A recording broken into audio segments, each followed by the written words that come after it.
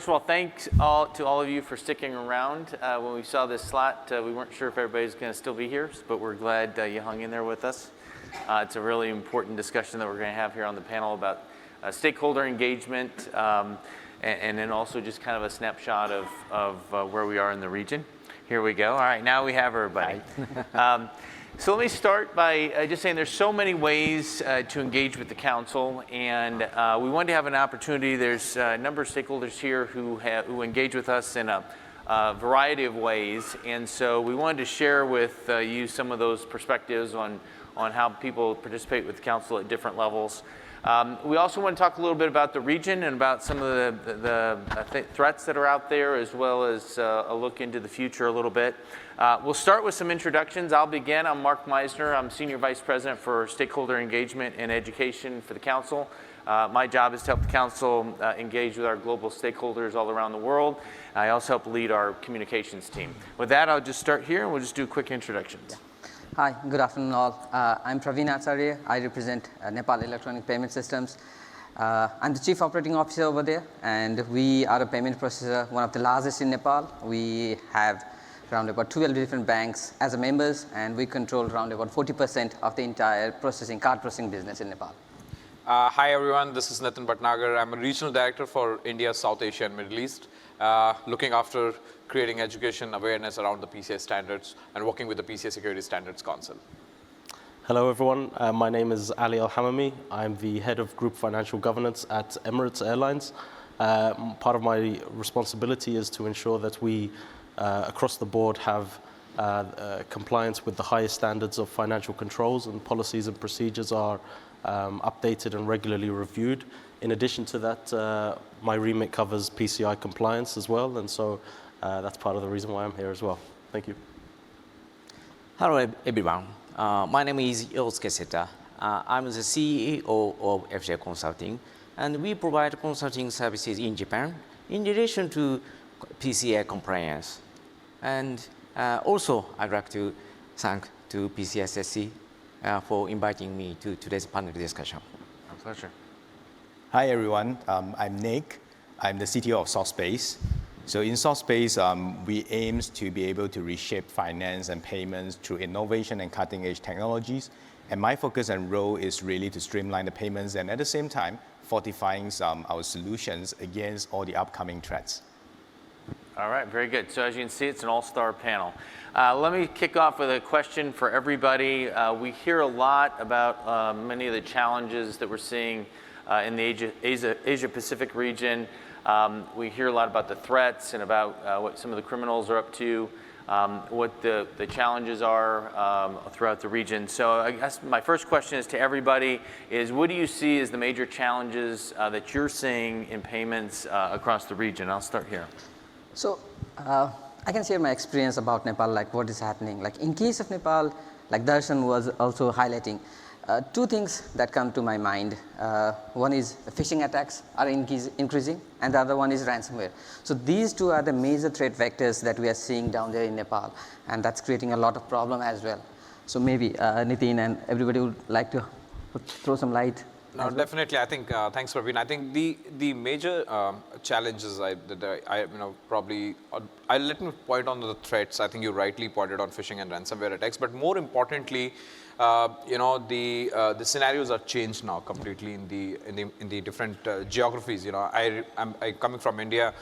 We have seen India as a market, maturing in terms of the acceptance of the payments, the standards, and also protecting the payment data by adopting the PCI standards. But what I'm seeing as a challenge is that because of the new payment forms, the form of payments are changing drastically, and we are moving towards the mobile payments. We talked about today in last 2 days on the QR code-based payments. We are seeing new emerging technologies like AI, ML, and quantum computing. I think what is important today is we have to look beyond the challenges and see, how we can support each other and come forward in terms of giving us more inputs to the PCI Security Standards Council so that, we can evolve our standards and support the entire industry in protecting the payment data. Yeah, and to add to that, we also see with Emirates Group a lot of phishing attacks, ransomware, malware.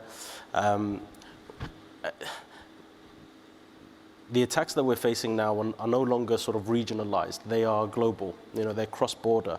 That presents a big challenge for us as well, because it means that law enforcements are harder. It's harder for them to pin down any one activity or anything like that. They have to cross-collaborate. That creates a lot of challenges for us as well.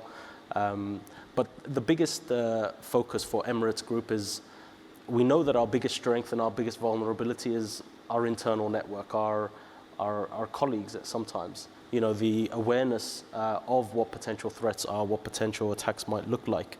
And so we spend a lot of time training, making sure that people are aware of all of those challenges and threats, and so that we can be as protected as possible. We're not going to be able to do that with everyone, but I think it's important that we try, because we know they can be the first line of defense for us in many cases, but also our biggest vulnerability if we don't do that training.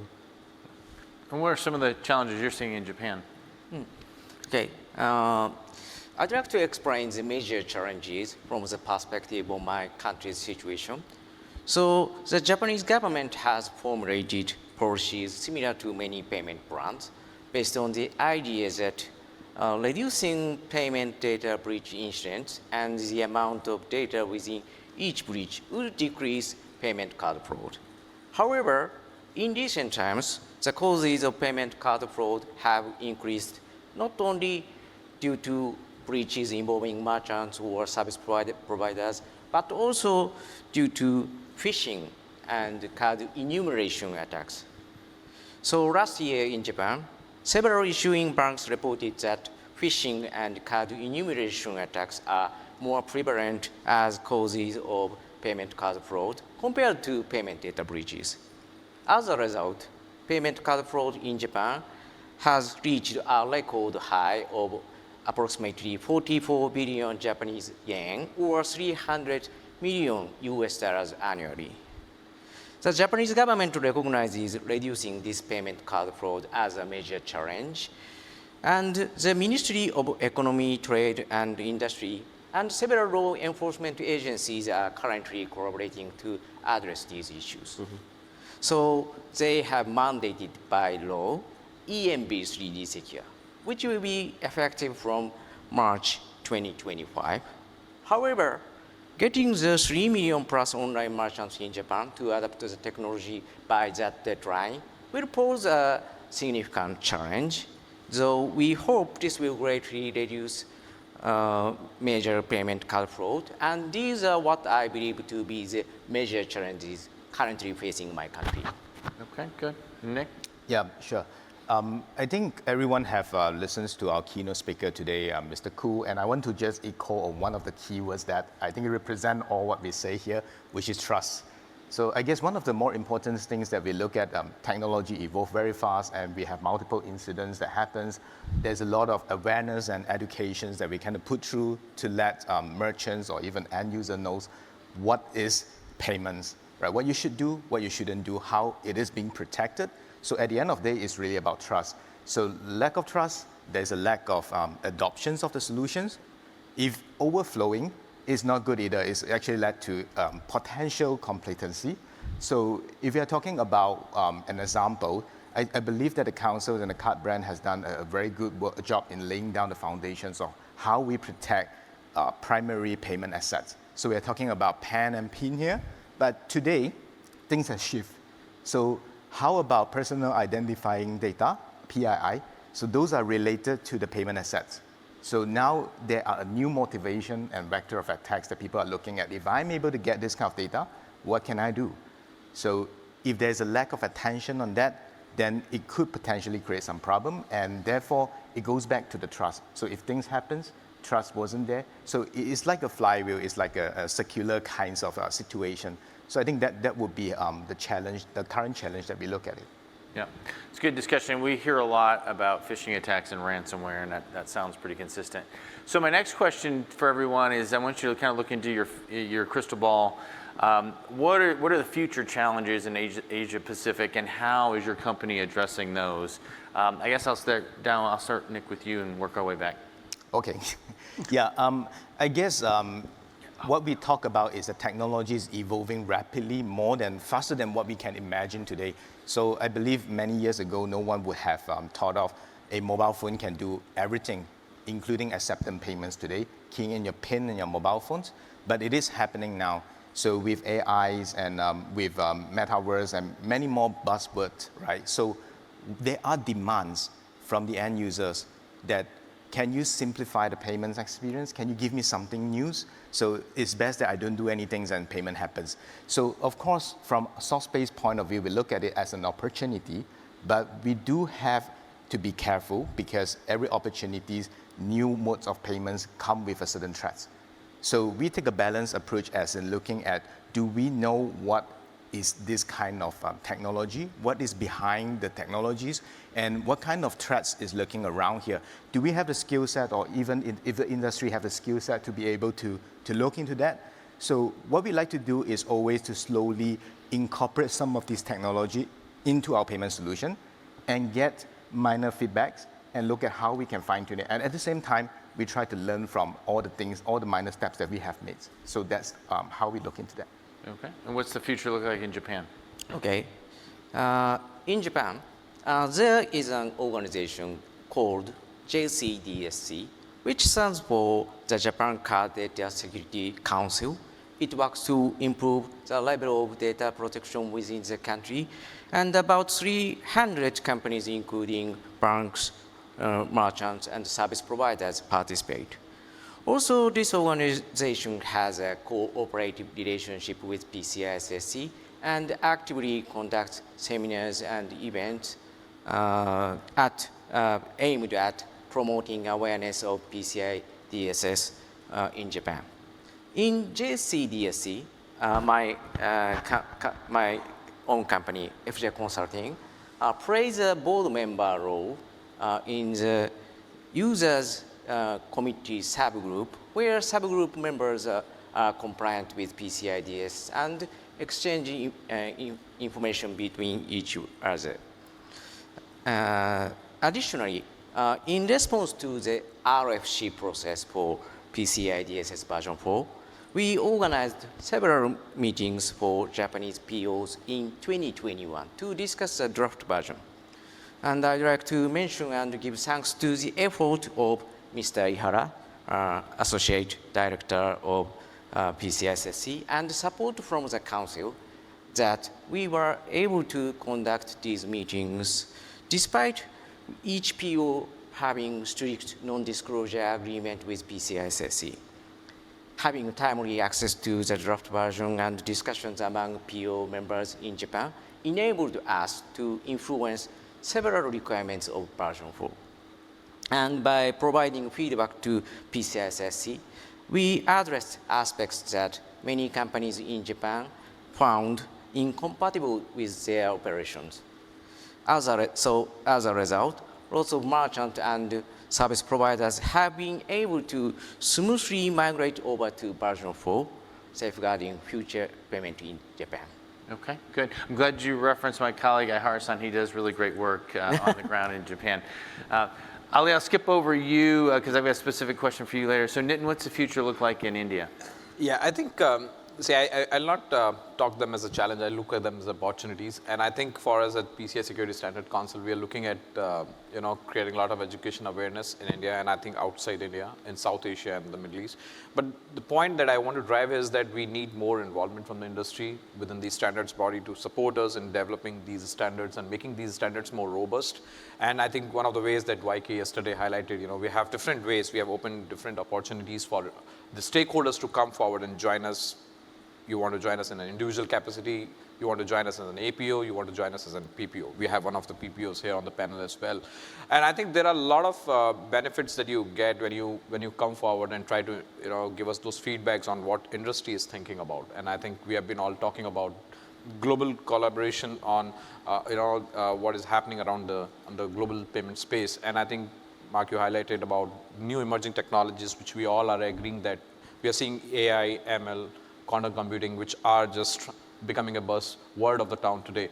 And for me, creating a lot of education awareness, I think is key. Second is the challenge that I see, and I think we should all look at as an opportunity, is that the cybersecurity skill set gaps. And I think that's where PCI is also working towards getting a lot of trainings out. We have the PCIP training, we have awareness trainings, we have a lot of content on the educational training that the stakeholders can have on various standards of PCI.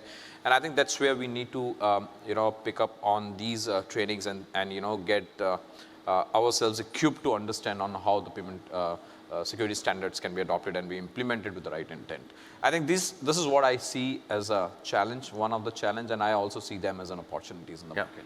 AI, quantum, and workforce training challenges. I think we're going to hear a lot about that in the coming years. How about in Nepal? So I agree with Nitin over here. Like rather than the challenges, I see the future as the opportunities. Like in case of Nepal, like over here coming to Malaysia, I can see like tap to pay and tap to phone are mainstream, but back there in Nepal, it's still a distant dream from us. So from NEPS, what we are trying to do is we are trying to blend these types of new technology with the new generation of consumers coming in. We are trying to bring in new forms of payments. Most probably, we are working closely with some of the partners over here. Like I was discussing with Nick also the other day, how we can bring that technology down to Nepal so that tap to phone, tap to pay, these kind of technology could be mainstream down there in Nepal. That's one thing. The other one is awareness. Yes, trust and awareness are two things that we need to work closely with the partner banks down there in Nepal. So until and unless you have a trusted solution, whatever the best technology that you have, it's not going to work. So implementing a robust technology is one thing that we are working in, and then building a trusted model is also another thing that we are closely working with our partner banks down there. And with the blend of these two things, definitely I see a good prospect of digital payments down in Nepal. Yeah, good. Nitin mentioned our PPO program. So Nick, I wanted to ask you, your company SoftSpace is part of our inaugural PPO program. We're excited to have you. We have really high hopes for this group. The PPO program is going to be, the folks that are PPOs are going to help drive the direction of the council and the future of payments. Explain a little bit about what being a PPO involves and why was it so important for you to be a part of it? Yeah, sure, Ma.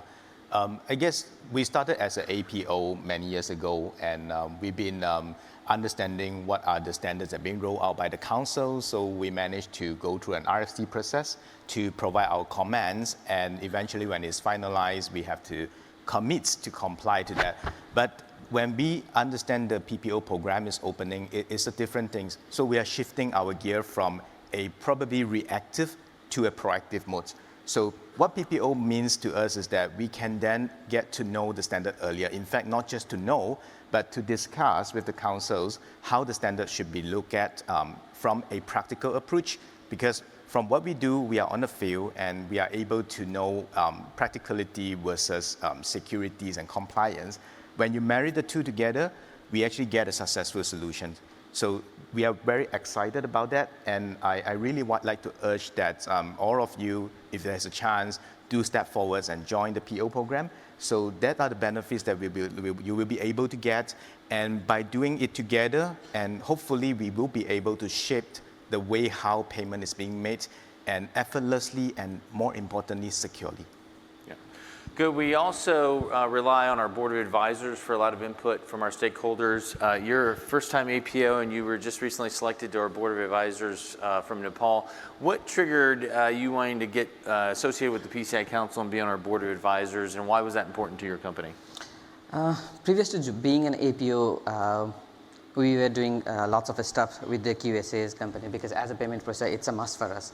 But then one fine day, we're talking with Nitin over here, and then he said, hey, there's an opportunity. You can join the council, and then you can see the opportunities that it brings on.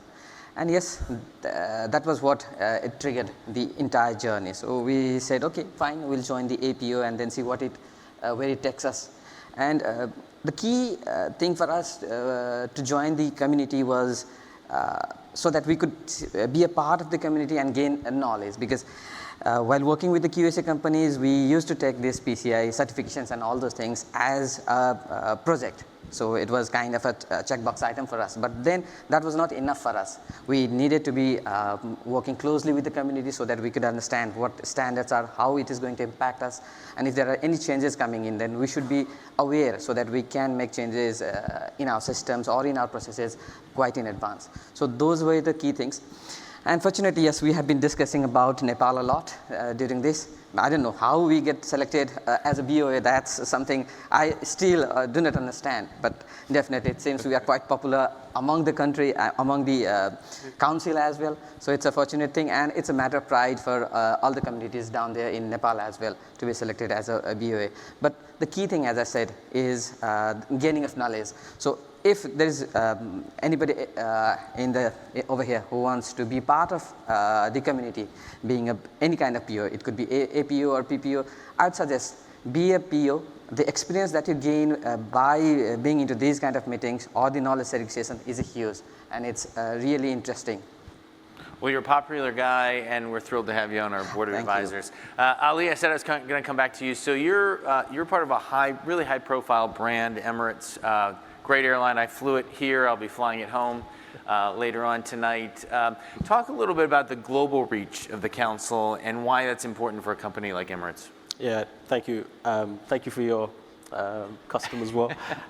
No, so I think everyone knows Emirates are one of the largest airline groups in the world. We fly to almost 200 destinations around the world, and that network is growing.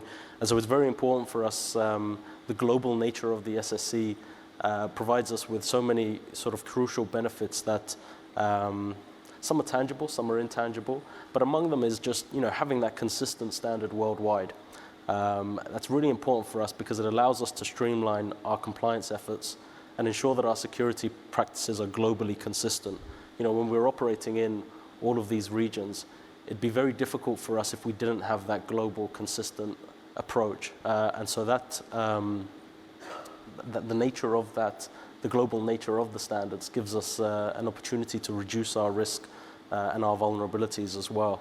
I think the other sort of key factor is we know that customers place a large amount of importance on the protection of their data. There was a large airline group that not too long ago had a breach, and the ramifications, both reputational and financial, for them have been quite severe.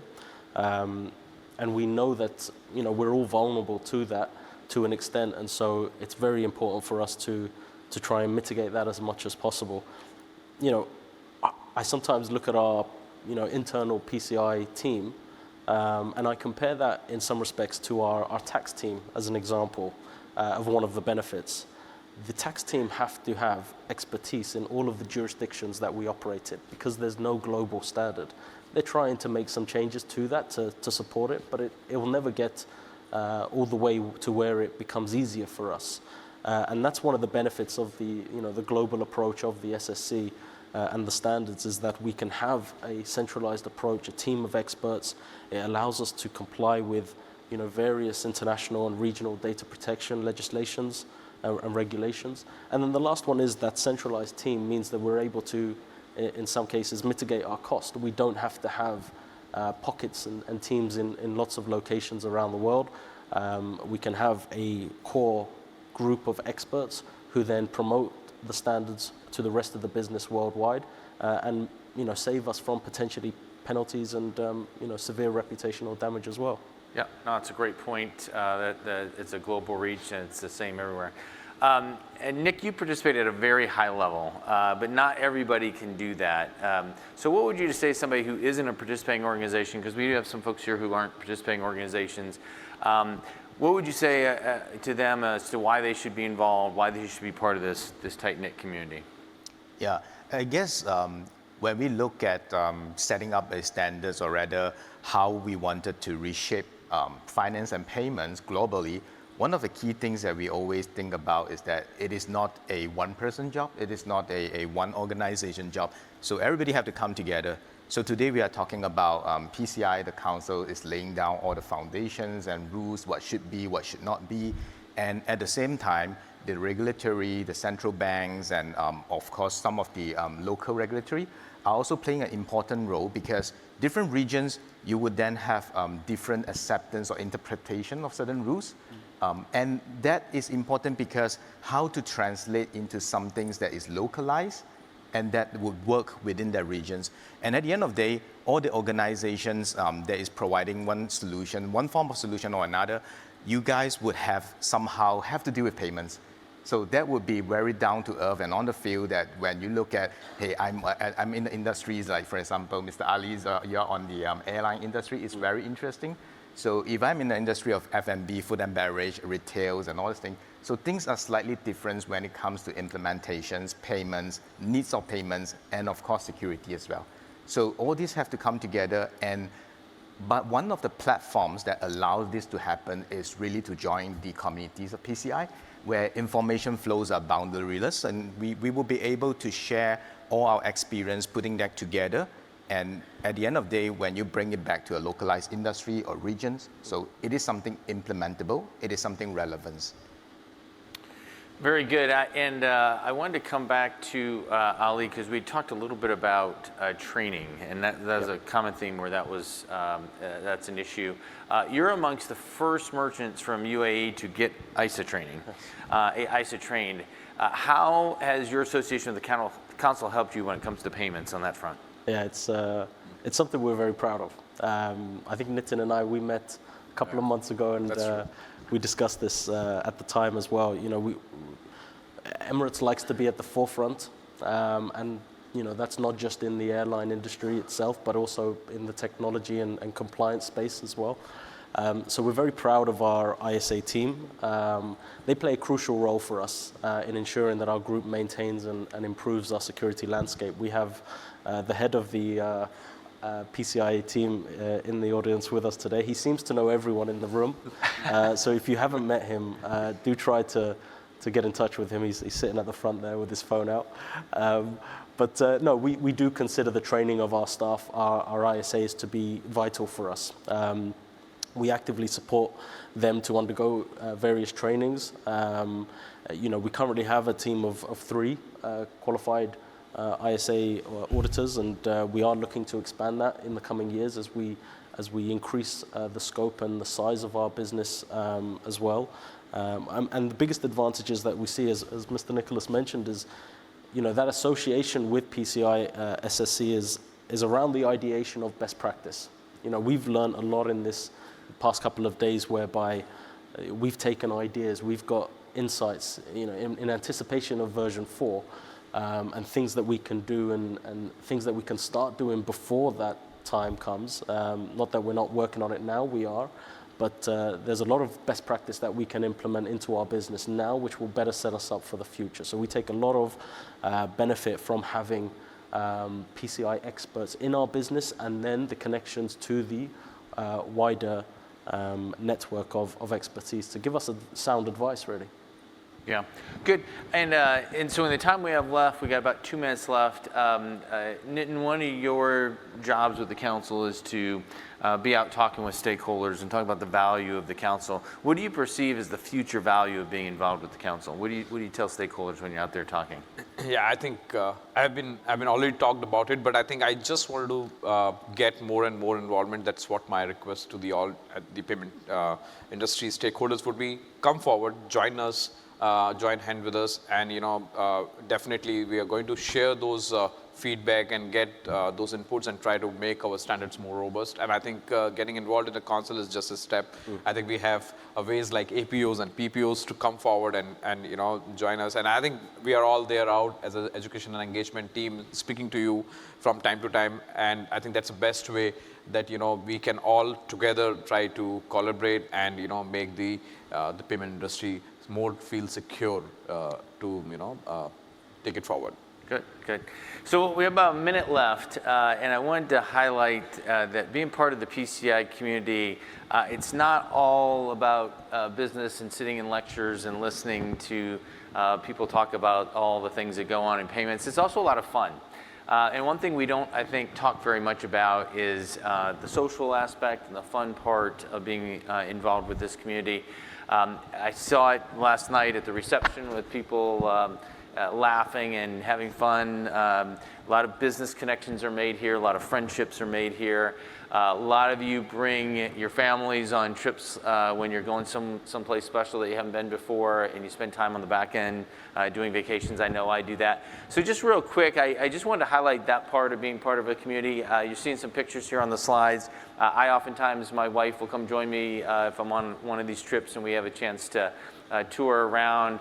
You see some, I don't know if it's not on this big screen, but everybody here has enjoyed some of the fun aspects of being with the council. And I guess I'll just ask, just real quick, somebody, one of you just share maybe an experience that you had on one of our trips that was fun, that didn't have anything to do with sitting in these meetings. Well, this is my first time, so thank you all for your sort of accommodating spirit. The last time I was in Kuala Lumpur was actually on my honeymoon, and we stayed in this hotel. Here, yeah, that's right. We stayed in this hotel, so I've swapped my wife this time for you guys, and I'm not sure how happy she is about it, but yeah, hopefully at the next one she'll come with me. Yeah, that's right. Nitin, I know you have some fun on these trips from time to time. Yeah, I think it is always have been fun. Just last night, I was like we all after party. I just went out on the streets and watched a movie last night. It was just fun, which I couldn't do it in India because I have a daughter which is just 2.5 years old. So we are bound to be at home and can't take her out. So that was this fun part of me, going out and spending some time on roads of Malaysia. Yeah, and that's really a great part of being part of the PCI community. It isn't just about all the great information and the networking, but it's also an awful lot of fun. So with that, I want to thank the panel. We are wrapped up, and then I will turn it back to YK, but give a round of applause to our very distinguished panel here. Thank you very much.